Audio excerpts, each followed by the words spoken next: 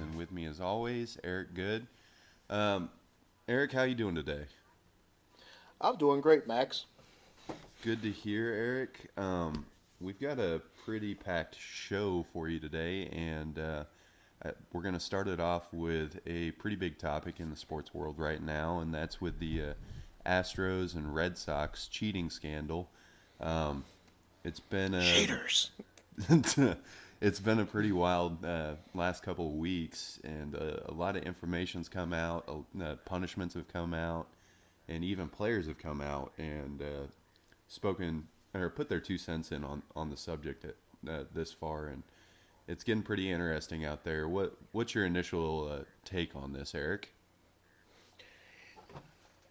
My initial take is first and foremost, Mike Myers should be commended because it to me it takes a lot of courage because basically this is probably this stop in Oakland. If Oakland doesn't keep him, probably will be his last stop of his professional career. Only because teams are going to look twice about having him in their clubhouse if they're doing it. But then again, you should look at it like this, though. If you're not doing anything you're not supposed to be, there's nothing that you should be afraid to have him there for.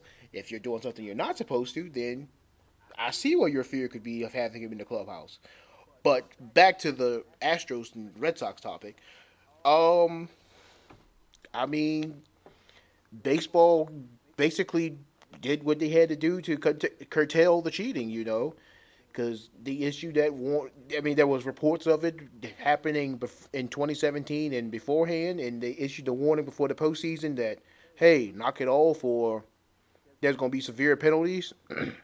And it seems like so far, anyone that was associated with Alex Cora decided, hey, catch us if you can. And well, now as you see, MLB has caught them, or at least the Astros so far, and the investigation is still going on with the Red Sox, and they just found out a couple of days ago that their touch is the thing I possibility since it was proven that in the season that it happened they won the championship. But I mean, Yeah, I'm for it because I don't want to watch games where the competitive balance isn't at least somewhat equal, if you'd say. I mean, you got this team that's just better than this team, and that's always going to happen. But the rule, yeah, you have the have and have-nots in right? baseball. I mean, that's a given. I mean that's a fact of life. So to add the cheating into the teams that have, it makes it so unfair for the teams that are have-nots, and it's really shitty to see. Sorry, I just had to Uh, interject that. yeah, and Continue, it's Eric. also the fact down there are guys at this point that have lost jobs, lost money. I mean, this cheating basically, if you look at it, I mean, I see why some people look at it lightheartedly is because oh, they just cheated at a game, but you got to realize the implications of some of this cheating. There are guys that have lost money to be able to feed their families. I mean, yeah, don't. I'm not looking at the guys that get paid millions. You got to look at the other guys that are on the lower end of the pay scale that were on the roster as fringe players, and now all of a sudden you're not on the team anymore because these guys were sitting here. Hey, he's getting ready to throw. He's getting ready to throw a curveball. It's like, how the hell? But Well, yeah, I mean, you've got that. You've also got the guys that are fringe players on those cheating teams that did quite or did yeah, well during those seasons, and then they go somewhere else and they can't perform all because they right, weren't cheating. I mean, it's a slippery slope. I mean, it was the same thing back in the steroid era, where you had these guys that were just trying to keep up with the people that were doing it, who were great baseball players to begin with, and then they started cheating with steroids, and then what that did was it made it so that you had to do it in order to mm-hmm, catch up and be a mediocre player going up against some of these all-time greats that were also doing right. enhancing their performance. It's just it's a slippery slope every way you look at it, and it impacts the game in every facet. I mean, it's not just these teams that are getting impacted. It's not just a select few teams. It's every which way you look at baseball, it will be impacted because of a team cheating, and it'll. I mean, people are going to copy it as they did. I mean, there's other teams that are doing exactly what the Astros did, maybe just in a different way. So you got to look at it as, not only is it one team or two teams cheating and then winning it all, it's impacting baseball as a whole. And I don't think a lot of people are looking at Right. it like that, especially fans of those teams, because they're diminishing the quality of the game. And now people are going to be looking at the game going, well, it's different than a couple years ago, and that's due to the cheatings now getting taken out of it again. So there's going to be a regress to the mean, and it's just, it sucks to see. I mean, honestly, it makes me angry every time I look at the game of baseball, because look at the guys that played, decades ago, and we're out here breaking their records, and honestly, it's taken away from the history of the game, and that's what baseball is. It's all about the history of the game. I mean, we have a long established timeline and stats of the game, so when you cheat, you're pretty much slapping these OGs in the face, and it sucks. I mean, what would Mickey Mantle say? What would Babe Ruth say? What would Ty Cobb say? To these guys nowadays that are fucking the game up, because all they want is their championship. They want to win it all, but they don't want to do it the right way. It sucks to see. And this isn't about the fact that of stealing signs or anything. If you're on second base and you notice something that the catcher's doing or that the pitcher's doing, and you relay it to your batter, that's perfectly fine. That's not what this is about.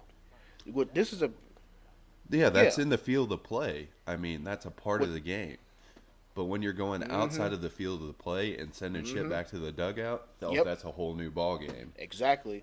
And like I said, MLB once they got wind of it, because the Yankees stupidly showed that hey, they used the Yes Network to show MLB that the Red Sox were stealing signs, but by other means and whatnot, and then using the bullpen phone improperly, you know then they got slapped with it, and that's when MLB sat there and said nobody is to use any technological means to relay anything during a game.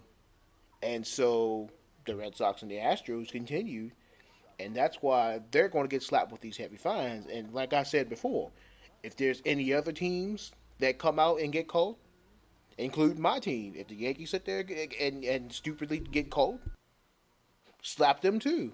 I'm not going to sit here and be like, no, you're not cheating. You're not. If you ain't cheating, you ain't trying. Because nobody wants to sit there and wonder, was the game played the way it was meant to be played. That's how I think. Yeah, no, I'm completely with you on that, and you know, I love I the do game of too. baseball. I truly do. I grew up playing it. I look at stats all the time of all time greats. I mean, I really immerse myself in the game. I'm even doing the Oh, OOTP game that you you guys got finally me had that. turned on to. I mean, yeah. So, you know, just just looking at this cheating scandal as a whole, it just it makes me sad. I mean, it's a game that I grew up loving as a child, and I took that into my adulthood, and I try to share that with my kids. And I hold baseball in such a high regard sometimes that I really get let down Mm-hmm. by shit like this. And it's tough to see. I mean, all I really want is a good, clean game. That's all I care for. I want it, you know, I want it to be a pitcher's duel. I want it to be a hitter's duel. I want it to be a game of intelligence.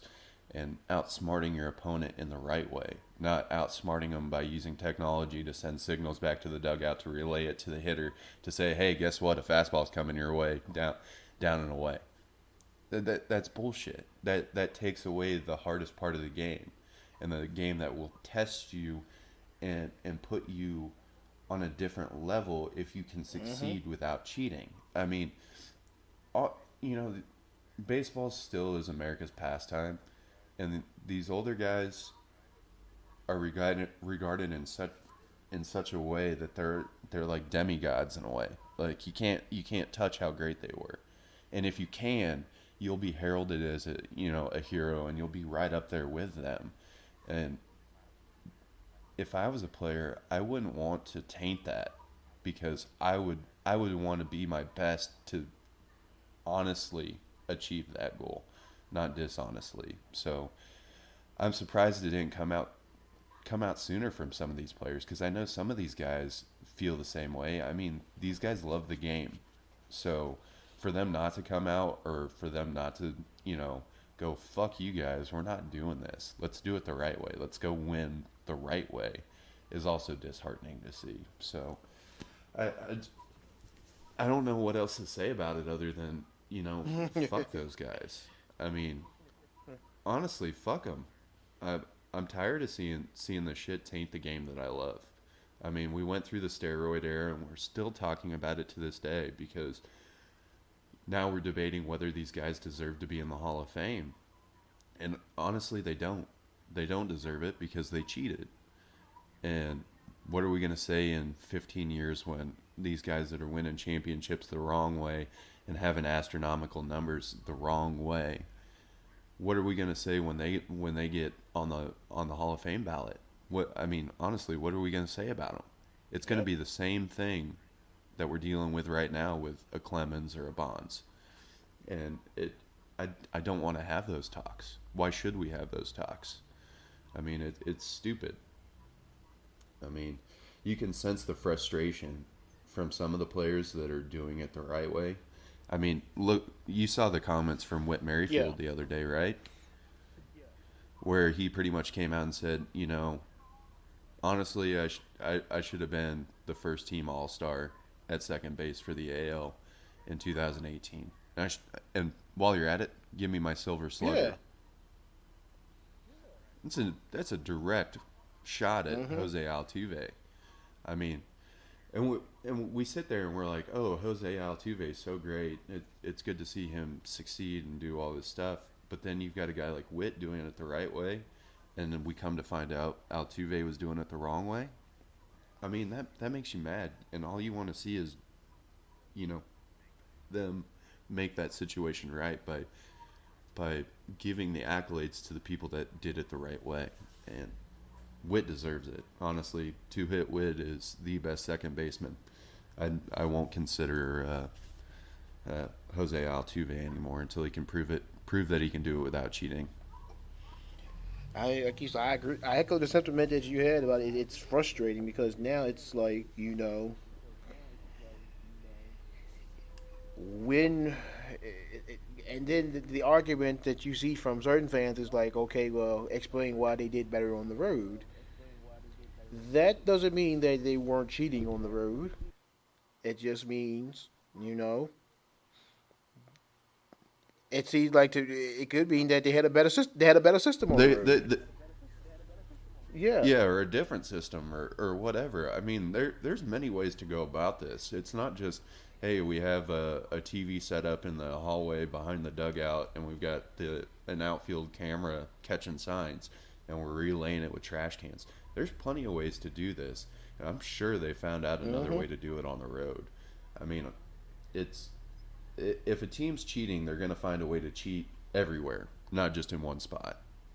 So there's going to be a lot more investigation into this. I don't think it's just going to go away like a lot of people think it will.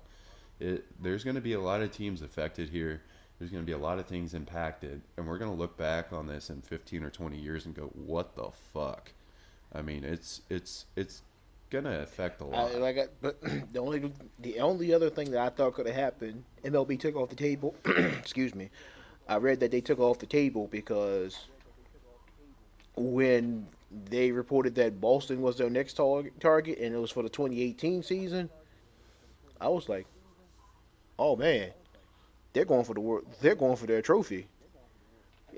But Hmm. now that they're announced that Boston won't be stripped of their championship, I see that they're going to get the same punishment as Houston, except that Alex Cora, I think the significant thing that's going to come out of this one is I truly believe Alex Cora is getting a lifetime ban because basically what he's done to Oh yeah. me is worse than what Pete Rose did. I mean, at least, Oh yeah. Well, he's the next yeah, shoeless Joe Jackson hmm is essentially what he is. because to me, at least Pete Rose, he was betting on his team. He was betting on his team to win. You know, Yeah, it wasn't like he yeah. was taking a dive. I mean, no competitor wants to bet on taking a dive, and Pete Rose hmm was a competitor. He would always bet on hmm himself doing good, which And dude he had figured, balls. I mean, hell, good for we're him. good. I'm gonna make some extra money on being good. You know, and he got caught, and he Yeah, got no caught, shit. but you know, eh, I mean, it is what it is with Pete Rose. I don't think we'll ever get to a point where we're just going to be like, yeah, he deserves to be in the Hall of Fame and he'll get in. I think baseball's made it pretty clear that they don't want him in. But with these other guys, you know, it's going to be a weird it's going to be a weird discussion down the road. It's going to be a lot like, I mean, Cora's fucked. I mean, the dude has made it pretty apparent that all he wants to do is cheat, and everywhere he's hmm gone, he's cheated, and he's going to get at least yep, blackballed from the league, and then he's, like he said, he's going to get a lifetime ban. I mean, yep. that's a guarantee. It's coming for our score, because I mean, like Yeah. it's the fact that they did it the entire year of the year that they won their championship, and he's the link between these two organizations because basically, like two of the last three championships, I think I read, or was it two of the last?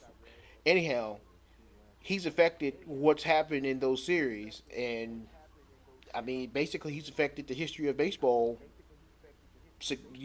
going forward. And so, at this point, the best thing baseball could do is just cut bait with him and say, "Hey, we're done with you. You're done in this game." So, and I see that. I see Yep. that coming to him. Well,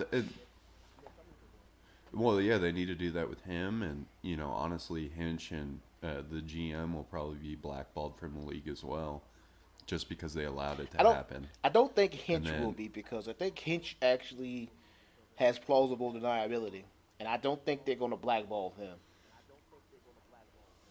I don't know how he could have plausible deniability though. Like honestly, I don't. If I'm a manager, if I was the manager of that team, I would know. Like it's pretty fucking apparent. Like that that's the thing that gets me is I don't think you can have plausible deniability when you're the manager of a team that's cheating. You know, you'll always know, and I think the MLB knows that as a whole as well. It's just their their main goat in all Uh-huh. this is Cora, and they want to get Cora, but I think there's going to be some byproducts of this, and that is I think Hinch is also going to be another one of those put out to sacrifice because the MLB is not going to tolerate this. They've had too many scandals over the last 30 years to allow this to keep on happening, and they're going to set an example because they really didn't set an example with the steroid era. I mean, they had suspensions, and some of these guys are never going to get in the hall, but there was no widespread repercussions for their actions. It just kind of went away, and I think the MLB is actually at a point where they're trying to atone for their sins for that era and make an example of this era of cheating. You know, it's just I think they're gonna really, really hang a lot of people out to dry on this one, and I think it's good that guys like Fires is coming out and saying what he's saying, and Now Keichel's And I coming out commend him also for at least and saying say, stuff. even if he had nothing to do with the cheating itself, I still commend him for coming out and just apologizing like a man. You know. Well, exactly. I mean, he's taking responsibility for Hmm. his team's actions and and and, and making amends for that, which is good. We need that because we can't have these players just go, "Well, I didn't directly do it. It wasn't me." I mean, that's stupid. Be a man, own up to your shit, and let's try to move on from it and see if you can perform the way that you think you can perform without cheating, or be on a team that isn't cheating and And see that's how the you biggest guys thing do. I was looking for. It's just if you cheated, fine, own up to it, admit that you cheated. I I think that's the biggest deal to it is just own up to it and admit it. The evidence is there. Yeah, The guy was in your clubhouse.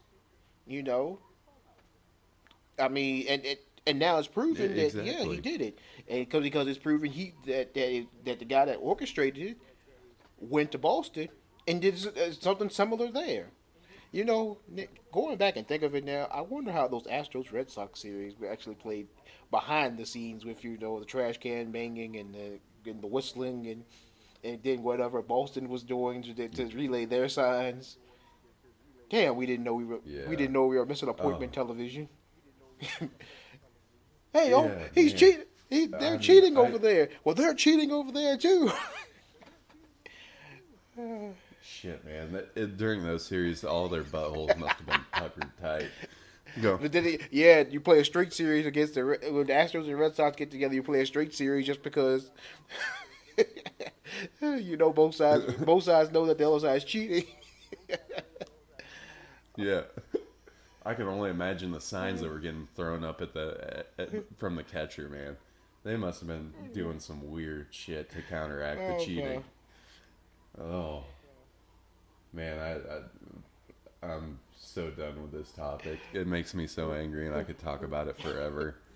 All right, well, Oh, let's move on from that, and let's go to a topic that you hear from time to time from people, and that's basically ESPN programming. Like you have those on the side of, hey man, this is appointment television. It's great. And then you have those on the other side, i.e., this guy is one of them, that'll be like, you know what? To hell with ESPN, man. I only watch it for their live sports. And Max, I want to get your thoughts on, how you feel about ESPN programming, and I mean more so the debate shows and Sports Center itself. But you can include a lot of sports in too if you want. But what's your opinion on? um, honestly, my opinion is I hate ESPN. I honestly hate them. I remember a time when I used to only Mm-hmm. Me watch too. ESPN, and literally that was like my day. Like I would either like wake up in the morning and pop on ESPN, catch up on last night's action, um, or I'd get home from work or home from school, and I'd pop on ESPN and watch what was happening, either for the current day or whatever. And it was always something like I would Mm-hmm. watch PTI. Like I loved PTI, and I'd watch that, or I'd Mm-hmm. watch Around the Horn because I love those two programs. And then the older I got, the more ridiculous I just thought Yep. ESPN's programming was. It was kind of like it was all bait and switch tactics, and goading people into giving up the hot take, and that's really all it turned into. And it got to the point where I wasn't getting honest to God sports coverage. I was getting a Hot bunch air. of stupid, yeah, stupid, like, look at me debates. Like, I'm smarter than you kind of shit. And it really, it just, it turned me off. I mean, I'd rather listen to local radio or listen to just radio in general Yeah. to get my sports information, because at least I was getting informative topics. Sure, you get like the stupid like sports radio tactics where they have like games or whatever contests, But that was more whatever. that's more to break up the That's monotony, though, in my opinion, than just to basically create a over the top fake debate. Where I feel like ESPN, especially on these in this embrace debate era that they've had, is basically good and well that these two guys don't disagree about these two topics as passionately as they do at times. But go ahead. well, well, yeah, they've got that, and they try to get these on air personalities to do these hot topic debates, and then you get somebody that goes one way too far, like or says something outrageous outside of the show or whatever, and then they get let go. And what was it, Jameel Hill, that had some outspoken comments on. I even forget what it was because honestly, it probably wasn't that bad for what she said, and they let her go because they encourage the debate or the hot take, but when somebody brings a real hot take to the table or a real discussion to the table, it gets a little too dicey for their viewers. They let them go. It's stupid. I would rather have an honest to God discussion about something, whether it be like the Kaepernick kneeling, or how athletes are protesting police brutality. I'd rather have an honest to God debate about that than a bunch of hot air being thrown around. And then when a host or a guest actually says a thoughtful response to something to make you think, they get let go or they get reprimanded for it. It's just I can't stand it. I mean, I want to hear real thoughts, real reactions, not this fake stage stuff. And I don't want to hear it 47 times a day because it seems like every time you turn on ESPN, there's no Sports Center. It's you got a fake debate show. You got another fake debate show. Oh, we got a recap show. Okay, now we got another fake debate show. And all that stuff. It's not sports anymore. It's just It's daytime it's just television. bullshit. I mean, if I want to watch Yeah. stuff like that, I'd go to watching The Young and the Restless. And I don't watch The Young and the Restless. Yeah. I, I I was more of an Yeah, All My Children guy yeah, my when I my was a family kid. they're more of the ABC soaps, but yeah, Teach but their own. I mean, and then it not only that because I agree with you there, but then also the way that their insiders break information, like especially with Chris Yeah. Broussard. I don't know if y'all remember the story from years ago, but with the whole DeAndre Jordan saga, when he reported that Mark Cuban was driving around Dallas or driving around wherever DeAndre Jordan was looking for him, and then Cuban was like, Mm-hmm. "Where you get that information from?"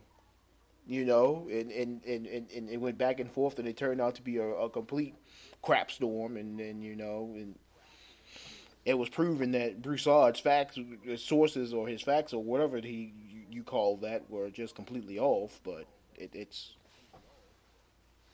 just seeing stuff Yeah. like that. You think I don't know who believes that. I mean, well, let me put it like this. I guess when you try to go after the lowest common denominator as a fan of that watches this stuff, I mean, I guess you could say they get entertainment out of it, but I don't like you said. It became where ESPN became more trash than entertainment, and Yeah, I mean they were just following the trends of the way TV was going as a whole. I mean, we had the reality TV that in the 24-hour news cycle, they had to be on top of it right away and just spew bullshit whenever they could, and it's stupid. I mean, the thing that made ESPN good, they did away with mm-hmm. it, and they just tried to follow trends, pop culture trends of riling people up, and it's infuriating because true sports fans want to watch good sports content, whether it be um, historical debates that are actually worthwhile, or they want to know stats, they want to see highlights, they want to see replays, they want to see standings, they want to see stuff like that. They don't want to hear the same played out debate every single day, or somebody's misinterpretation of something, or what did LeBron have to eat kind of bullshit. What was it, the Uh-huh. Taco Tuesday thing a couple months ago? Like like I don't care about that. I want to see what Yeah. he does on the court. And this isn't like a shut up and dribble thing. It's just I love sports. I want to see sports content, not Taco Tuesday Right. LeBron.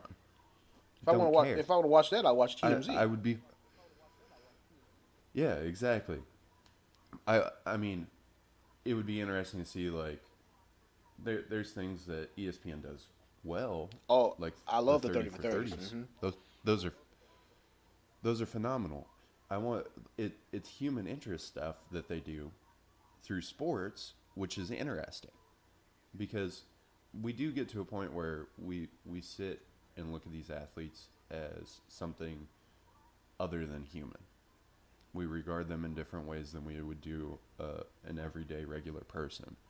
So when you see these 30 for 30s, it brings context back in, or it brings humanity back Mhm. into an athlete so that we can see them in our own light, and how they go about life and make impacts or changes, or their struggles, stuff like that. That's the interesting stuff. Not this fake debate shit. We need to we need more information and less hot And takes. oh, go ahead. And if ESPN can get back to that, I think they could reclaim some of their former glory. Focus more on, you know, uh, the Bob Lay stuff. Focus more on the 30 for 30s. Focus more on sports in general, not the debates. And I might start Because watching outside the again. lines, when Bob Lee was there, was another topic, another show that I just absolutely loved. Because it, like you say, it was on the humanity Hmm. side of sports and whatnot. And I felt like every time when I watched that show, I would be learning something new. And that's the kind of feeling I want to get for if you want to do programs that aren't exactly about the box scores or the league itself. Programs along those lines, like you said, the 30 for 30s or outside the lines. Make me feel smarter as a fan than listen to this. As one of our friends of the show likes to say, gas bags that just want to sit there and spew hot air and hot takes for 30 minutes. So anytime between 30 minutes and 2 hours. Yeah, and it sets a bad example for guys like us. It if that's all we see, that's all we can really talk about because that's all people are seeing as well. So it affects sports talk as a whole when they're doing Hmm. junk programming, because in order for people to listen to us, we have to kind of play into the bullshit that they create. And in all reality, we don't want to Oh, do that, but we have to in order to make it somewhat interesting because those are the topics that are being brought up and those are the topics that are on the forefront of people's minds.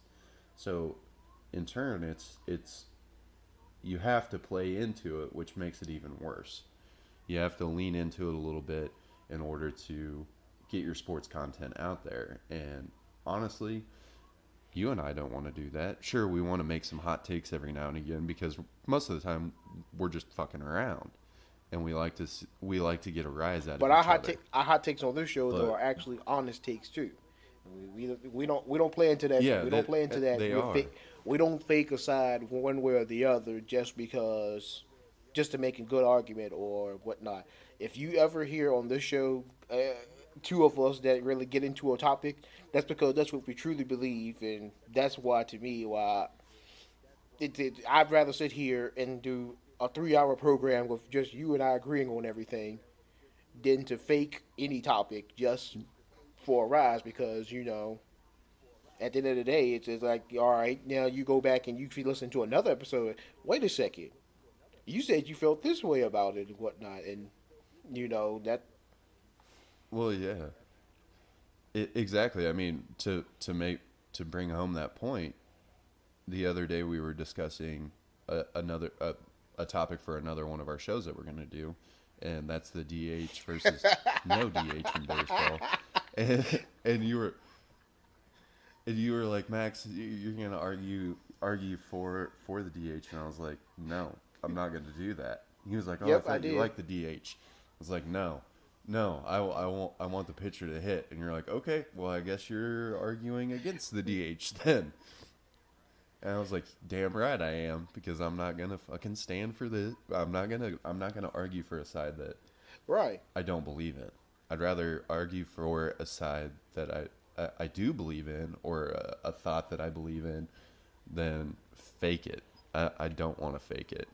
And I'll be honest, if I don't know something or I don't care about something, I'll be honest and say I don't care about something. I might have a few input or a few things to input on it, but I'm not going to sit here and act like I know everything about that one topic or act like I care. Right.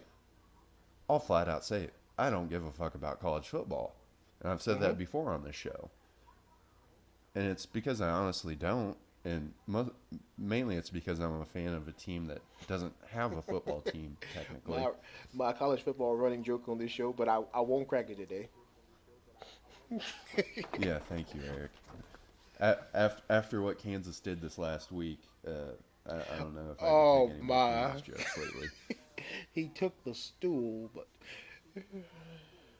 Yeah, he went for the chair. oh my. Oh man, Silvio, man, I love you, man, but don't go for the stool next time.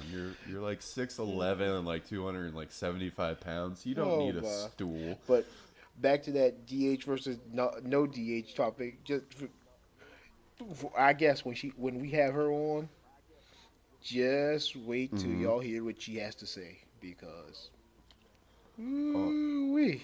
I can only And imagine. then Jerry and Keith are going to be arguing for the DH. That's going to be an interesting one. But Yeah, I already know Jerry's thoughts on arguing for the DH. I'm gonna tell him he's wrong a bunch of times, because he is. He's wrong. all right, let's move on from that though, and let's go to the Pro Bowl. This is another one of those topics Okay. where you have people that are for and people that are against. And honestly, Max, where do you stand on the Pro Bowl? I'm on the fence about it. I like the idea of the Pro Bowl, but the actual product Yes. sucks. So it's kind of like I love the All-Star game in baseball. The NBA All-Star game is phenomenal. I haven't really watched the NHL All-Star I watched game. one a couple of years ago, and I actually enjoyed it because they do I think it's a 3-on-3. Yeah, I honestly I couldn't tell you one way or another, because I since we don't get much hockey here in Kansas City, like we don't get a lot of hockey, so I couldn't answer one way or another. I think most of the time we get the only games we truly get are either Blues games, or we'll get like the Winter Classic games, which I truly love. I love the Winter Classic games, playing in open air stadiums. It's most phenomenal hockey you can watch, but that's beside the point. Football really has the most pointless all-star game out of everybody, because one, it's sandwiched in between the AFC and NFC championship games and the Super Bowl, which those are must-watch games. That's appointment television right there. and then they're like, "Oh, we're gonna put a game in between these two big weekends." That absolutely means nothing whatsoever. The players hardly even play at like. I think you get maybe 60% effort out of these guys because one, football is a dangerous game. They don't want to get hurt. There's nothing in it for them. There's no repercussions for winning or losing the game other than getting injured and possibly ruining your next season or your off season and throwing your whole next year off. It's pointless. Honestly, there's no reason to have the game itself.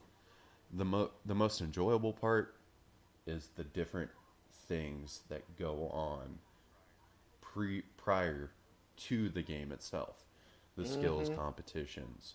Hell, I watched the dodgeball game yesterday. Like that's enjoyable for me to see some of my favorite players and some of the best players out there go play a game of dodgeball. Now that's interesting because honestly, the game means nothing. You know you're not going to get anything out of it. Sure, you get to see, like last year, you get to see Patrick Mahomes throw it to different wide receivers than what he has on his team and what he could do. But since they're not playing at maximum effort, it means nothing. So it's not like you're seeing their best game one way or another. It's 50% football, and it's not worth it. They should just do away with it because it's not like you get home field advantage like you did in baseball for a while if you win the game for your league. So it's dumb. It's something that is just a waste of time. The only thing that's important about it is the designation of first team All Pro or second team All Pro. That's really all that's important out of that, and it's just a title that you get for that season. It's great for your overall career and helping you get into the Hall of Fame, but other than that, it means nothing. So that's where I'm at, and honestly, I'm pretty sure you're the same way with it. Get rid of the game portion itself. Now, what if you want? I understand the reason they do the event because it's like it's a fan friendly event where you you could be up close and personal with some of your favorite players in the league and whatnot, and then they have all these activities that surround it and everything. But honestly, as a game itself, and 60% effort is very generous on your part. I would say 25 at most. Because defense is almost are just there. I mean, you could put brooms out there, and that would do better coverage than some of these DBs in the Pro Bowl. But you get why they play that way because, like you said, you go too hard, you injure yourself, you risk next season as well. And, nobody wants to do that because that could be potentially money out of your pocket that you lose. And so. Yeah, exactly. Well, what was it a couple of years ago? What punt returner was going full maximum effort, and the punter decided to lay his ass out? What was that? Was that Cordero Patterson and Pat McAfee so. or something like that? And McAfee just laid like an absolute brutal hit on Cordero Patterson running up the sideline on the Pro Bowl, and you're like, holy shit, that's actually fun to watch. But that was the only maximum effort play that you remember got. That play years ago with Sean Taylor. May he rest in peace. But when he laid that, the punter was going for it on fourth down.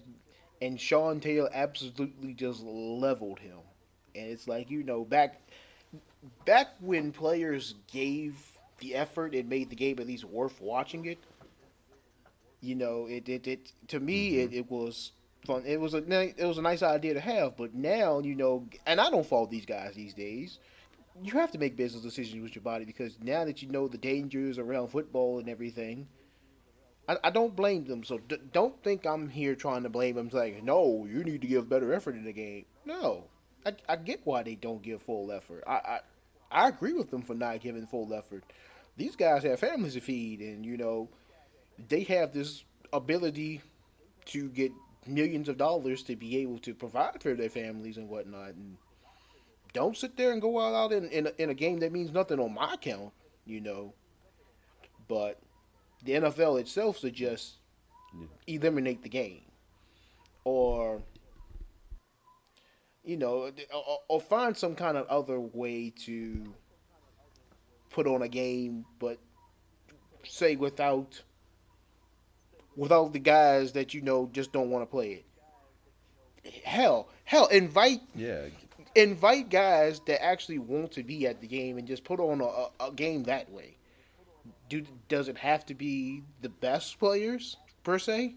Like now, don't get me wrong. If a Drew Brees and a Tom Brady want to go and they want to take full contact, then let them. In my opinion. But as far as because, like you said, with football, it's the most dangerous of all the All Star games, just because of the way the game is. But why not just find guys that want to find fringe talent? I mean, the Yeah. best of, I guess, first, second, third year guys that just want to go out there, or hell, and mix them in with some street free agents that, and turn it more into like an exhibition, that's a tryout that these teams can come there and watch it and be like, scout talent. Kind Yeah, of like the Senior yeah, Bowl. exactly. And use that as a method of seeing if you can find a diamond in the rough for next year. You know.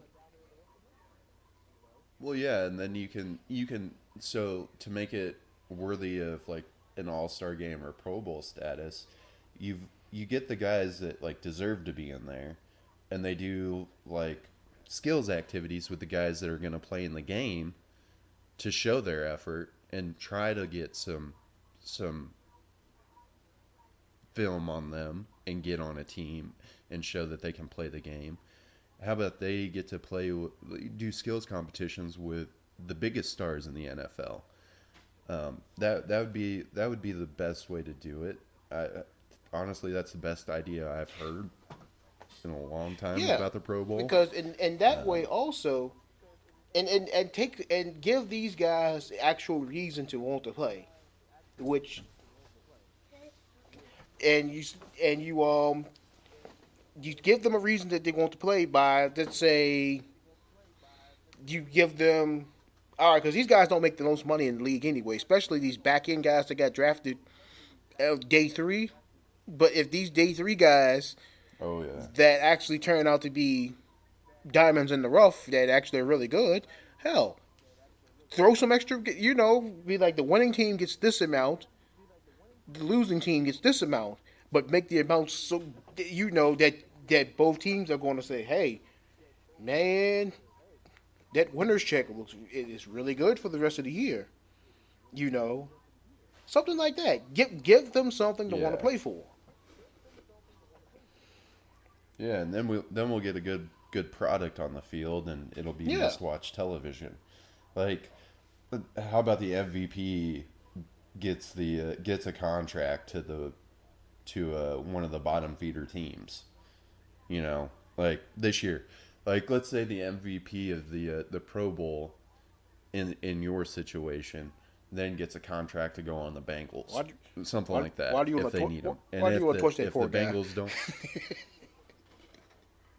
I well, know. I'm just saying, like, if it's a position of non-need for that team, it's the next team, the next worst team that gets a shot to have him on their team, kind of like a waiver wire priority type deal, and it goes all the way down until it hits somebody with a team need.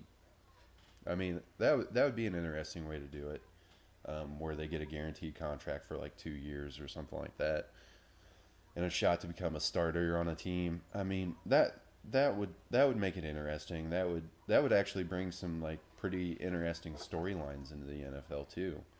For the next, you get to follow that guy and go, hey, he was the MVP of the Pro Bowl, and he finally got a shot on a team, and let's see how he does over the next season or two. It would make it interesting. I could see that happening, but will it? Or I could enjoy seeing that happen, but I Oh no, don't see it's it not happening. happening. We definitely know that. Yeah. Damn it, Roger Goodell. You suck. Oh, man. All right, Mac. Let's go from the fun event of the lull between from the championship weekend to the prestigious event after championship weekend. What we'll call on this show the NFC AFC championship game, okay? Because you all know why that a lot of times it's not called what it's called. It's a booper soul. Yeah, you get where I'm coming from. But Max, give me your thoughts on the NFC AFC championship game. Go Oh, Chiefs. oh, They gonna win it? And they're gonna what? They're going to How win are it? they gonna win it? By playing football? Damn it, Max, you're not giving it to me. We haven't worked it. We haven't Okay, worked it. fine. They're gonna waffle stomp the ever living shit out of the San There we Francisco go. 49ers, because guess what? It's the best offense in the league going up against a great defense, but that defense cannot hang with the wide receivers and tight end of the Kansas City Chiefs. It's gonna be a slow start, like it has been for the last two games for the Chiefs. But once that second quarter hits, it's going to be a track meet on the offensive side for the Chiefs. Andy Reid's not going to give up one of his possibly only other shots at a Super Bowl to win the whole damn thing. That dude is not going to hold back. He is going to unload the the best play calls possible to get his Super Bowl. The man deserves it. He's not going to pull any punches. He's going to step on the throats of the 49ers. Sure, the 49ers are a great team. Kyle Shanahan needs redemption from that 28-3 letdown in the Super Bowl from a couple years ago against the Patriots. He needs redemption from that. But the person that needs the redemption the most is considered arguably the greatest coach to never win a Super Bowl at this point, Andy Reid. This is his redemption song. This is him going in there and showing the world that he is one of the best coaches to ever coach the game. And I see it as, I just see it, there's a mentality about them. They're focused. They're locked in. I know the 49ers are focused and locked in too. I mean, you can't, if you're not, you don't deserve to be in the Super Bowl. But there's just something about this team where they know what they have to do and how to do it. And Andy Reid has 2 weeks to prepare for the 49ers, and we all know how Andy Reid does on bye weeks or after a bye week. He wins the damn game. He's like 14-1 after a bye. So technically this week was a bye week. He has enough time to game plan and prepare for the San Francisco 49ers. I see it as just the offense showing out, and Jimmy G's not Patrick Mahomes. So this defense doesn't really have to worry about the air attack other than George Kittle. The main thing is they've got to worry about the three-headed monster at running back. And honestly, after showing up and doing what they did to Derrick Henry in the AFC Championship game, I see them having the confidence to stop those three running backs. Sure, they're a different type of running back than what Derrick Henry is, but when you stop what is Derrick Henry's like, what, 6'4", 245 pounds? When you stop that freight train, you can stop a guy that's 5'10", 200 pounds easily. And the Chiefs have enough speed on defense to do that.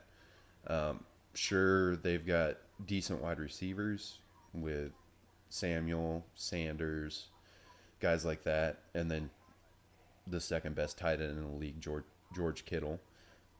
Sure, that's a tough test, but when you got a guy like Jimmy G who only threw it 6 times in the NFC Championship game, or 8 times, that doesn't scare you. they're going to be throwing a lot of underneath stuff to try to catch up. And if they play with the ball in front of them and they stop them from getting the first downs, they're surely going to be able to withstand the test of that San Francisco offense. I mean, honestly, I just see it as the Chiefs want it more. They really do because of what happened last year and Andy Reid's history with Super Bowls and failures in the playoffs. I just see that as a team that is more determined to go in there and mop the floor with the 49ers than the 49ers are with the Chiefs. And that's not taking away that from the 49ers either. They're a great team. There's something about this Chiefs team that's going to make you go, holy shit, I didn't know they had it in them, and I didn't expect that for the Super Bowl. I have the Chiefs winning also, but I don't have them winning in a waffle stomp, as you would say. I had the final score being 34-24. Mainly just because, like you said, I don't think San Francisco is going to be able to keep up with that team speed. Team speed in the NFL is different than team speed in college. And I feel like as far as it comes just with this game, not only was it with Tyreek Hill, but you have Hardman, and then, like you said, on the defensive side, too. I just feel like, as far as speed goes, it's advantage Chiefs. And Mm-hmm.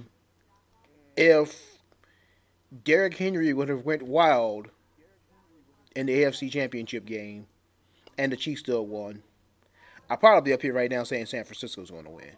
Just because, But Derrick Henry, No. arguably, with this late season run that he's had, and for Kansas City to be able to just say no more with it and just, bottle him up, basically. I mean, the only other thing that could affect them is then home run hitters. But like you said, that defense Mm-hmm. has the speed to counteract any home run hitter. And then as far as that goes, Tevin Coleman, I know he got injured in the NFC Championship game. Is there any status on his on his availability for the big game? Well, last I saw, he was questionable. Um, it was what, a shoulder injury? It was either shoulder or wrist. I couldn't remember exactly which one. I believe. Uh, I believe it was a shoulder injury. Hold on, I'm gonna look Okay, it up but really either quick. way, it's Mostert and Breida. They're Coleman is basically the best shot for San Francisco, in my opinion, for their home run hitter. And if he's not available, then those two, like I said, I'm not gonna say they can't go off. I just don't see it happening. And like you say, if San Francisco has to throw the ball, well, besides Kittle and maybe Debo Samuel somewhat, but that's two targets that basically I feel like, if they have to throw the ball, if they have to drop back, throw the ball 35, 40 times, they're not winning this game. Because, I mean, Yeah, no, there's no way to keep up with the passing attacks. So, uh, it's not like Jimmy G is a top 10 quarterback. He's what, maybe a top 15 quarterback, maybe a top 20, somewhere in that range. He's an Alex Smith. Would you ever say, "Oh, Alex Smith is the quarterback of that team. They can keep up with any passing attack out there"? No, you would never utter that phrase ever. Even when he was on the Chiefs under Andy Reid with Tyreek Hill and Travis Kelsey. Sure, he did good, but they also had a decent run game that really helped out a lot.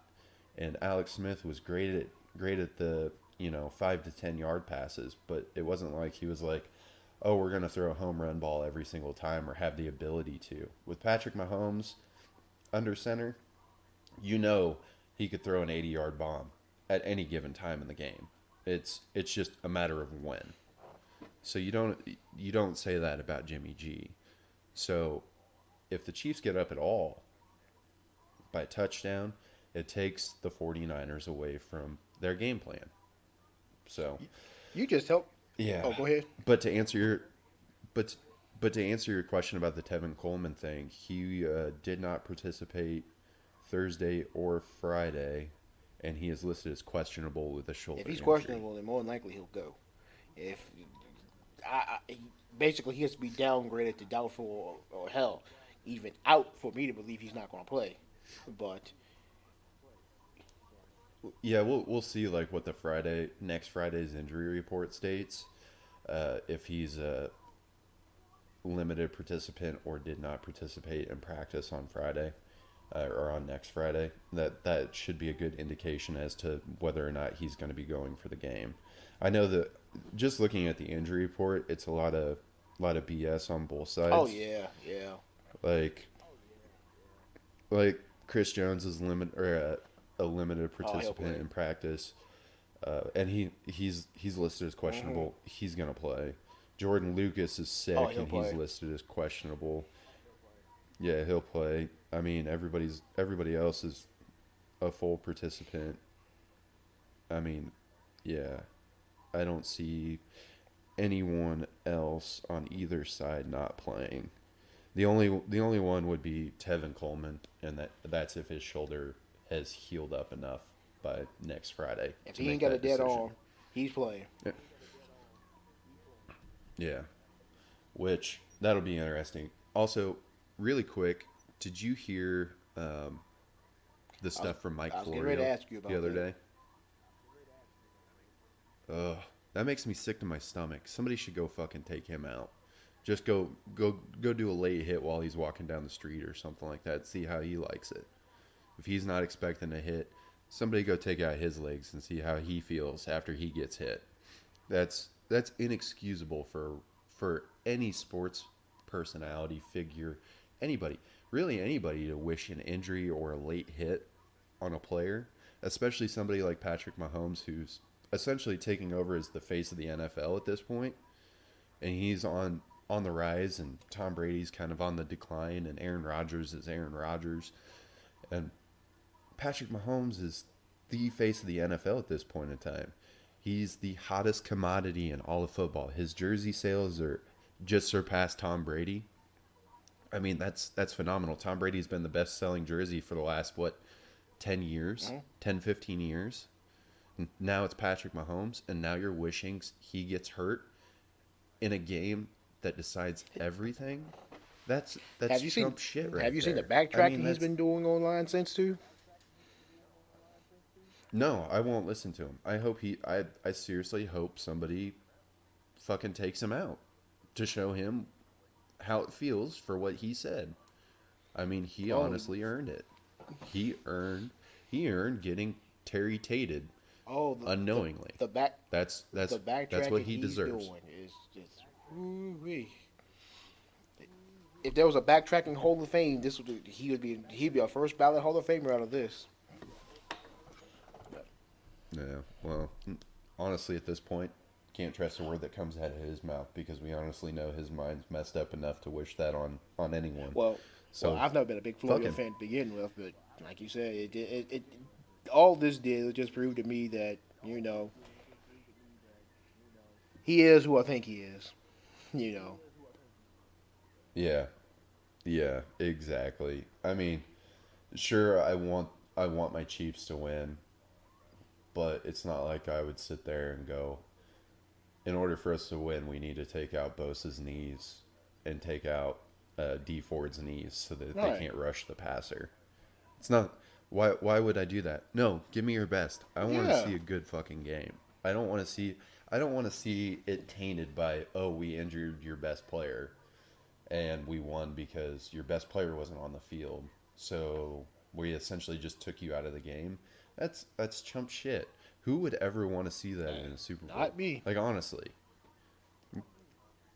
Even when Tom Brady was winning his Super Bowls, I never sat there and thought, somebody should really just take out his legs so we don't get another Tom Brady Super Bowl. No, you want to see the Right. best win.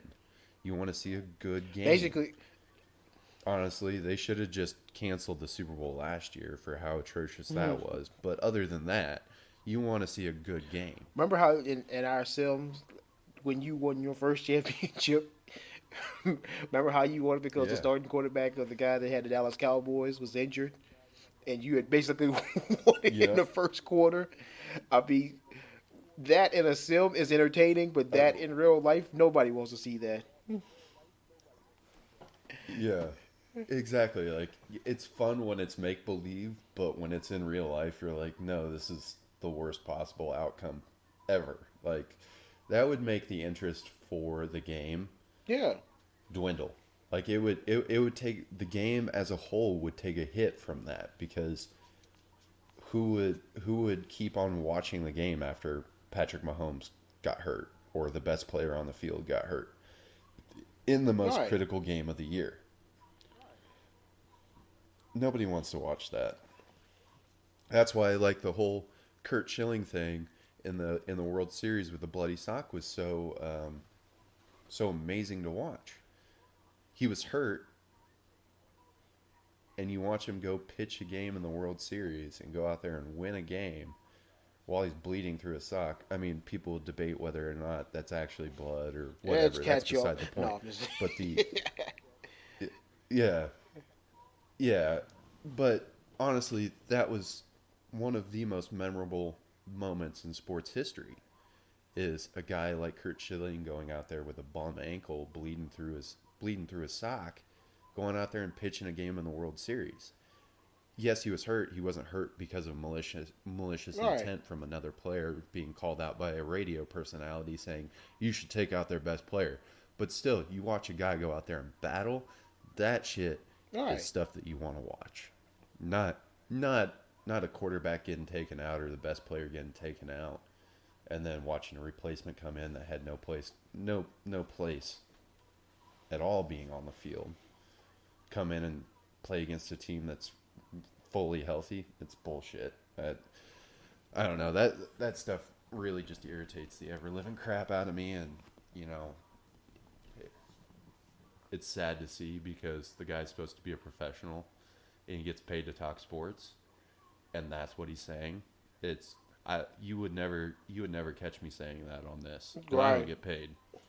I mean, you would never catch me saying that, and I know we would Right. never catch you saying that or anybody else on this show because at least we have the wherewithal to understand that that's not how you want to watch a game be played. That's not how the game is supposed to be played. So, there's my tangent on that. Well, would you say be safe to say was that your moment for the week, or do you have another moment? Let's Okay, use that as that my was moment. Max's moment for this episode, everyone. Surprise! Well, Max, I guess we're at that time again where we're at the end of the show. Exactly. Can I say my score Sure. prediction for the Super Bowl? 48-31 Chiefs. When you try to make up for last year's game. Yeah, trying to make up for last year's game. This game's going to be high scoring. A lot of people think that the San Francisco defense is going to limit them. No. Watch this shit. 48-31 Chiefs. There you have it. Wait, all I'm gonna say is, for the next episode, wait until y'all discover the train wreck that we're going to put together. It's going to be wonderful. There's no topics. We're just going to let the inmates run the asylum. And the episode Yay. is going to be titled Browns, Bears, and Tigers. Oh my. That's right. You Oh have my, indeed. Browns fan Richard Burrows coming to join us. Bears fan Dave Vogel's coming back to join us. And Bengals super fan David Walker will join us for the first time on the episode. Tune in because it's going to be a show that basically writes itself.